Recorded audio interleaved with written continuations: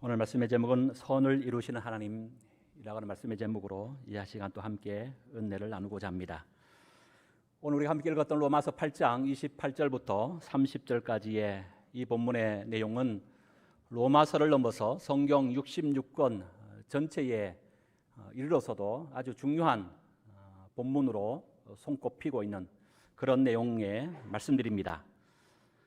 제가 수요 기도회 때 가끔 우리가 성경 공부를 하면서 60대 이상 되신 분들은 외우려고 힘쓰지 않으셔도 됩니다 라고 하는 농담 반 진담 반 이렇게 말씀드린 적이 있는데, 오늘 특별히 그 28절 하반절에 보면 우리 모두가 익히 암송하고 있는 구절의 내용이 있죠. 그 어떤 내용입니까? 모든 것이 합력하여 선을 이룬다.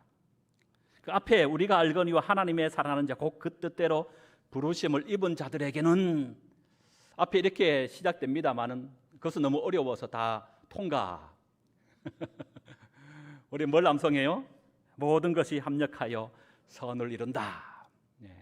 아마 이 내용들은 대부분의 많은 성도들이 우리 함께 아마 암송하고 있지 않겠나 싶습니다. 특별히 이 내용은 우리가 힘들고 어려울 때 머릿속에 되뇌으며 암송을 통하여 많은 위로를 받고 또 새 힘을 얻었던 그런 중요한 본문이기도 합니다. 그렇다면 여러분, 모든 것이 합력하여 선을 이룬다라고 지금 말씀하고 있는데, 여기서 말하는 모든 것이라고 하는 모든 것이 과연 뭘 얘기할까요? 한마디로 얘기하면 과거, 현재, 그리고 앞으로 장차 우리가 이 땅의 삶을 살아가면서 경험하게 되어지는 모든 삶의 전반적인 내용이다, 저는 그렇게 생각해 봅니다. 그렇다면 여러분, 여기서 말하는 모든 것은 좋은 것만 있겠습니까? 성공만 있을까요? 결코 그렇지 않을 겁니다. 왜 그렇습니까? 우리가 삶을 살아가면서 좋은 일, 성공적인 삶만을 누리고 있지 않기 때문이죠. 우리는 인생의 삶을 살아가면서 그 반대의 경우 나쁜 일을 경험할 때도 있습니다. 실패할 때도 있다고 하는 거예요. 그래서 여기서 모든 일이라고 하는 것은 바로 이런 성공적인 것, 또 좋은 것을 넘어서서 그 반대적인 경우 실패, 좌절, 절망, 나쁜 것, 우리의 고통, 우리의 아픔, 우리의 눈물들, 나아가서 사랑하는 이를 먼저 보내는 이런 고통의 아픔 모두를 포함한 모든 것이다, 이렇게 우리는 이해할 필요가 있다고 하는 겁니다. 특별히 우리 빌립보서 4장을 한번 찾아보십시다. 빌립보서 4장의 말씀, 신약성경 323쪽입니다. 4장 13절입니다. 신약 323쪽 빌립보서 4장 13절. 내게 시작. 내게 능력 주시는 자 안에서 내가 모든 것을 할 수 있느니라. 여기 보면 모든 것이 나와요. 여러분, 내게 능력 주시는 자 안에서 나는 모든 것을 할 수 있다라고 말하고 있습니다. 그렇다면 여기서 말하는 모든 것을 과연 뭘 얘기할까요? 우리는 흔히 이 모든 것을 내가 원하고 바라는 그 모든 것을 얘기할 때가 많습니다. 하나님이 나에게 능력을 주신다면 내가 원하고 바라는 모든 것을 할 수 있다. 그러나 결코 그렇지 않습니다. 여기서 말하는 모든 것은 금방 우리가 함께 암송할 수 있었던 로마서 8장 28절 하반절의 모든 것과 동일한 의미로 사용되고 있는 모든 것이에요. 그래서 여러분 11절 보세요. 4장 11절 시작. 내가 궁핍함으로 말하는 것이 아니니라 어떠한 형편에 있든지 나는 자족하기를 배웠노라. 그리고 12절 시작.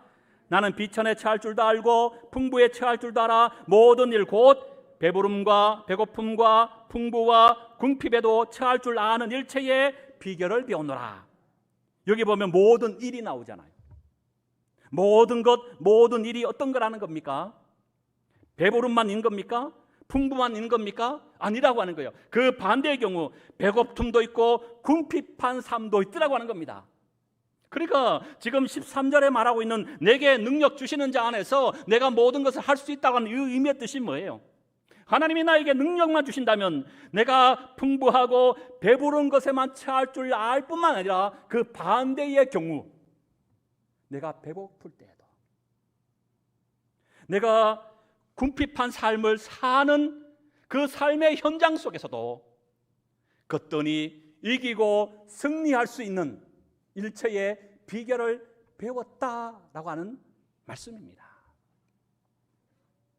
다시 오늘 본문으로 돌아와서, 그렇다면 모든 것이 협력하여 뭘 이룬다 그랬습니까? 선을 이룬다 그랬습니다. 여기서 말한 선은 뭘까요? 그저 착한, 의로운 그런 것을 말하지 않습니다. 또 나아가서 현실을 무시한 어떤 저 하늘만 바라보는 시한부 졸말론적인 그런 삶의 자세를 또한 말하는 것도 아닙니다. 여기서 말하는 선은 바로 27절 중반에 나와 있는 하나님의 뜻이라고 얘기할 수 있습니다. 여러분, 그렇습니다. 하나님은 우리의 성공만을 들어 사용하시지 않습니다. 때로는 고난과 아픔, 눈물로 점철되어져 있는 우리의 삶 전반, 그 모든 것을 들어서 당신의 선을 이루는 곳에, 하나님의 거룩한 뜻을 이루는 재료로 사용하고 계시더라고 하는 거예요. 요셉의 인생을 한번 생각해 보십시오. 그는 17세 아직 어린 나이에 형들의 미움을 받고 애굽의 상인에게 팔림받지 않습니까? 아버지 야곱에게 색동옷을 홀로 지어 입힘 당할 만큼 요셉은 사랑을 받았고 또 편안한 인생의 삶을 살았습니다. 그랬던 그가 하루아침에 노예가 되고 종이 된 것 아닙니까? 그뿐입니까? 여러분, 보디발의 아내의 그 유혹을 뿌리쳤다라고 하는 이유 하나로 그는 억울한 누명을 쓰고 감옥에 갇히기까지 하였습니다. 그 요셉의 감옥의 삶은 또 어땠습니까? 술 맡은 간원장의 꿈을 해석해 주었습니다. 술 맡은 간원장은 요셉에게 은혜를 입은 것입니다. 그러나 이 간원장은 까마득히 요셉의 은혜를 망각하고 만 거지요. 그 이후 요셉은 2년 동안이나 억울한 옥살이를 계속할 수밖에 없었습니다. 그러나 이런 요셉을 하나님은 은혜를 베푸셔서 애굽의 총리의 자리까지 세움받게 하지 않습니까? 그리고 그 땅 전역에 기근이 들었을 때 형들이 자신 앞에 나와서 양식을 구하기 위하여 온 형들이 그 요셉 앞에 무릎 꿇고 있는 그 모습을 바라보고 요셉은 비로소 깨닫기 시작한 겁니다. 무엇을요? 지난 과거에 하나님께서 나에게 왜 이런 고난과 아픔을 주셨는지, 그 고난과 아픔을 통하여 왜 오늘 나를 이곳에 세움받게 하셨는지 비로소 요셉은 하나님의 뜻을 깨달은 겁니다. 그리고 형들에게 요셉은 이렇게 고백을 하지요. 창세기 45장 5절 이하의 말씀. 당신들이 나를 이곳으로 팔았다고 해서 근심하지 마소서. 한탄하지 마소서. 하나님이 생명을 구원하시려고 나를 당신들보다 먼저 보내셨나이다. 하나님이 큰 구원으로 당신들의 생명을 보존하시고 당신들의 후손을 세상에 두시려고 나를 당신들보다 먼저 보내셨다니, 그런즉 나를 이리로 보내는 당신들이 아니요 하나님이시라. 하나님이 나를 바로에게 아버지로 삼으시고 그 온 집의 주로 삼으시고 애굽 온 땅의 통치자로 삼으셨나이다. 여러분, 예수님의 십자가는 또한 어떻습니까? 그 당시 십자가의 형벌은 로마에게 있어서 가장 끔찍한 형벌이었습니다. 그래서 로마인들에게 십자가 형벌 그러면 가장 모욕적이고 수치스러운 대명사로 사용되었던 것이 그 당시의 십자가였습니다. 그런데 우리 하나님 어떻게 하셨습니까? 이 십자가에 달리신 예수님을 인류 구원의 유일한 자로, 유일한 분이요, 유일한 길이요, 유일한 방법으로 삼으셨다라고 하는 사실입니다. 여러분, 그렇습니다. 오늘도 하나님은 우리의 기쁨과 슬픔, 성공과 실패, 행복과 불행, 일어섬과 넘어짐, 강함과 약함, 이 모든 것을 합력하여 당신의 선을 이루시는 분이신 줄로 믿습니다. 여러분 모두 아멘 하셨어요. 그건 아멘에 대한 이제 책임이 있는 거예요.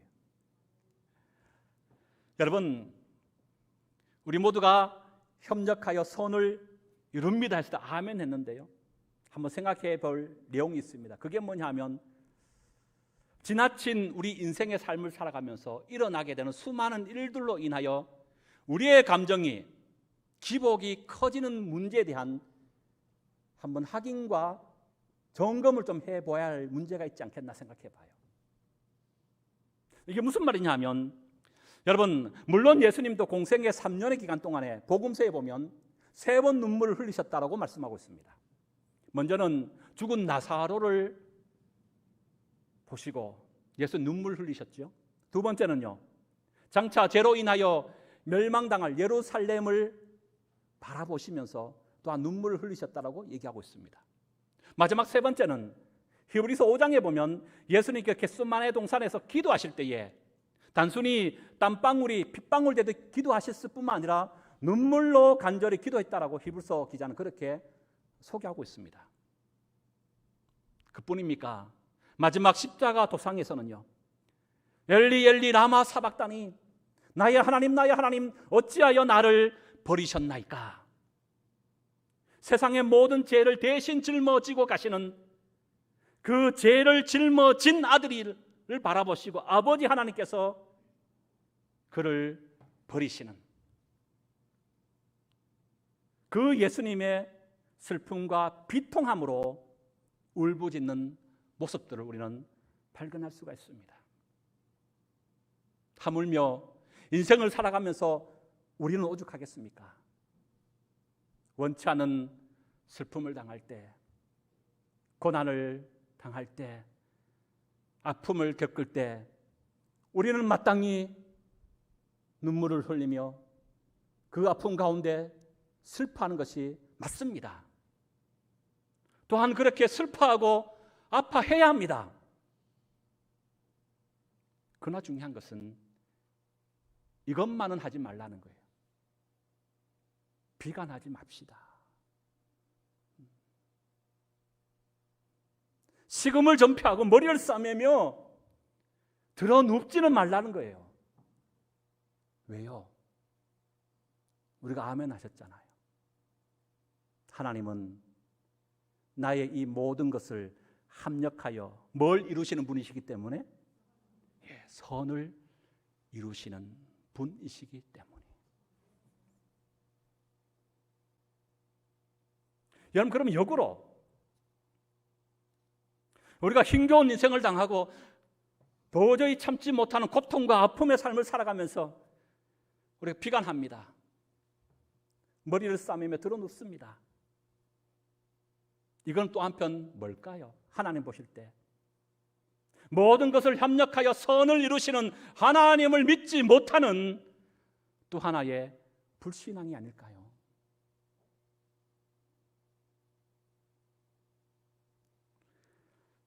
그래서 오늘 본문 시작 28절, 우리가 알거니와 이렇게 시작합니다. 우리가 안다는 거요. 뭘 안다는 겁니까? 모든 것이 협력하여 선을 이룬다는 이 사실, 우리 곧 성도된 우리가 익히 알고 있다는 거예요. 여기서 말하는 안다는 것은 단순히 머리로 지식으로 안다는 것을 말하지 않습니다. 일술래 고백적 차원으로 말한다는 것을 얘기하잖아요. 여기서 안다는 것은 야다입니다. 삶으로 경험적으로 체험하여 안 것을 말해요. 사랑하는 성도 여러분, 다시 한번 여러분들에게 묻습니다. 하나님은 우리의 모든 것을 협력하여 선을 이루시는 분인 걸 여러분 믿습니까? 우리의 지식이 아니라 입술의 고백을 넘어서서 여러분의 주어진 삶의 현장 속에서 진솔하게 고백되어지는 이 고백이 될 수 있기를 주의 이름으로 축복합니다. 그리고 29절과 이제 30절에 보면요, 하나님께서 모든 것을 협력하여 선을 이루신다 이렇게 지금 말씀하고 있는데, 그렇다면 그 협력하여 선을 이루는 그 구체적인 예가 뭐냐? 그 예로서 우리 인간의 전 역사 속에 나타나고 있는 하나님의 협력함의 선으로서의 구원의 단계를 얘기하고 있어요. 크게 구원의 5단계를 얘기하고 있는데요, 우리 29절과 30절 다시 한번 읽어볼까요? 하나님이 시작. 미리 정하셨으니 이는 그로 많은 형제 중에서 맏아들이 되게 하려 하심이니라. 또 미리 정하신 그들을 또한 부르시고 부르신 그들 또한 의롭다 하시고 의롭다 하신 그들 또한 영화롭게 하셨느니라. 여기 보면 5가지 말씀드린다 했는데요, 첫 번째, 구원의 첫 번째 단계 29절에 보면 미리 아신 자 이렇게 되어 있습니다. 하나님은 미리 아신다는, 그걸 우리는 예지 이렇게 얘기하죠. 그리고 미리 정하셨다, 예정입니다. 그리고 부르심 30절에 보면 부르셨다, 사명 내지 소명입니다. 의롭다 하셨다, 이게 뭡니까? 칭의를 얘기하죠. 그리고 마지막 5번째, 영화롭게 하셨다, 영화, 구원을 얘기합니다. 그러니까 지금 바울은 로마서 8장을 통하여 우리 인간의 구원의 5단계를 이렇게 얘기하고 있다는 거예요. 예지, 예정, 소명, 칭의, 영화다 이렇게 얘기합니다. 특별히 여기서 중요한 것은 구원의 이 5단계가 각각 독립적으로 사용되고 있지 않다고 하는 거예요. 하나의 고리로 서로 연결되어 있습니다.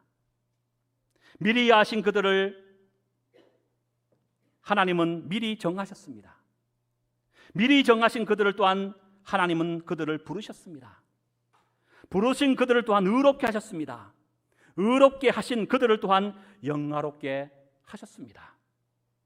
이처럼 모든 것을 서로 연결시키고 있다고 하는 거예요.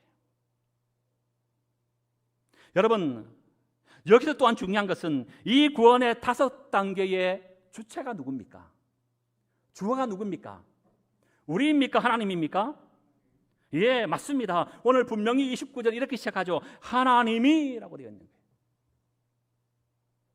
하나님이 미리 아신 자를 정하게 하셨고, 하나님이 정한 그들을 예정하셨고, 예정하신 그들을 하나님께서 부르셨고, 부르신 그들을 하나님이 의롭다 칭하여 주셨고, 의롭다 칭한 그들을 하나님은 영화롭게 하셨다고 하는 거예요. 이 말은 무슨 말입니까? 우리 인간이 할 일이 아무것도 없었다고 하는 거예요. 오직 전적인 하나님의 역사였음을 성경 우리에게 다시 한번 가르쳐주고 있는 겁니다. 그러기에 우리는 구원에 있어서는 전적인 무능한 존재임을 다시 한번 여러분 기억하시기 바랍니다. 구원의 전과정 그 어디에서도 내가 한 일은 아무것도 없습니다. 오직 하나님께서 우리에게 일방적으로 베푸르신 은혜요 사랑밖에 없습니다. 우리가 한 일이 아니기 때문에 이 5가지의 고리는 절대로 또한 끊어지지도 않습니다. 중단되지도 않을 것입니다. 왜요? 내가 한 것이 아니라 하나님께서 하셨기 때문에. 그래서 이 구원의 5단계를 황금의 열쇠고리 내지는 결코 끊어지지 않는다 그래서 황금의 사슬고리다 이렇게도 표현하기도 합니다. 여러분, 만약 우리의 행동에 따라서 구원의 단계가 좌우된다면 오늘 이 자리에 있을 분들이 과연 몇 분이나 계실까요?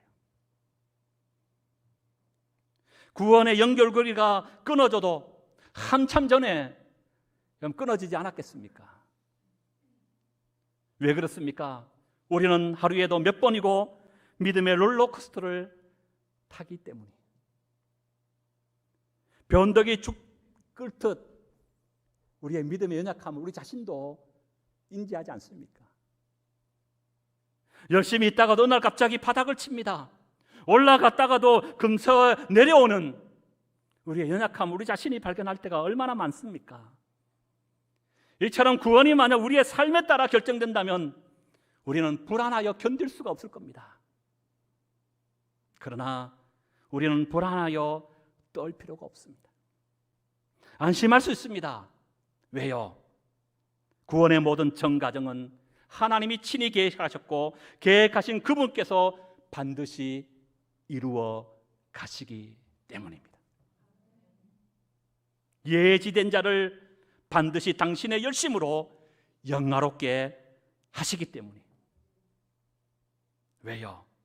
우리 하나님은 알파와 오메가 되시기 때문에 시작하신 분이 완성하시기 때문입니다. 그래서 오늘 본문 속에서 주목할 단어가 또 한 있는데요, 30절 제일 마지막 하반절에 그들을 또한 영화롭게 하셨느니라. 영화롭게 하셨다. 이거는 장차 우리가 먼 미래에 경험돼야 될 일이잖아요. 구원이잖아요. 그런데 원문에 보면 이걸 미래형으로 사용하지 않고 과거형으로 사용하고 있다는 거예요. 이미 우리는 영화롭게 되었다는 겁니다. 이미 우리는 구원을 받았다고 말하고 있는 거예요. 여러분, 우리의 입장에서는 영화와 구원은 아직 먼 미래에 일어날 일이지만 하나님 편에 보면 이미 우리는 확정되었고 완성된 날이 구원의 이 날로서 우리는 살아가고 있는 줄로 믿습니다. 사랑하는 여러분, 하나님께서 나를 택하신 줄 믿습니까? 그럼 걱정하지 마십시다. 택하신 그분이 우리를 반드시 영화롭게 하실 것입니다. 하나님께서 여러분 가정을 세우셨습니까? 염려하지 마십시다. 세우신 그 하나님께서 여러분의 가정을 완성케 하시기 때문입니다. 우리 교회도 마찬가지입니다. 하나님께서 교회를 시작하셨다면 시작하신 그 하나님께서 우리 소망교회를 당신의 뜻 가운데 반드시 굳게 서게 하실 줄로 믿습니다. 이제 말씀을 마치는데요, 오늘 말씀을 마치면서 영상을 우리 하나 볼 겁니다. 방송실 영상을 하나 준비해 주시고요. 특별히 오늘 이 영상은 우리가 부르는 찬송가 413장의 내 평생에 가는 길의 작시자입니다. 그 작시자의 삶을 그린 영상인데요, 그 영상을 하나 함께 보는 것으로 오늘 말씀을 마치도록 하겠습니다. 예.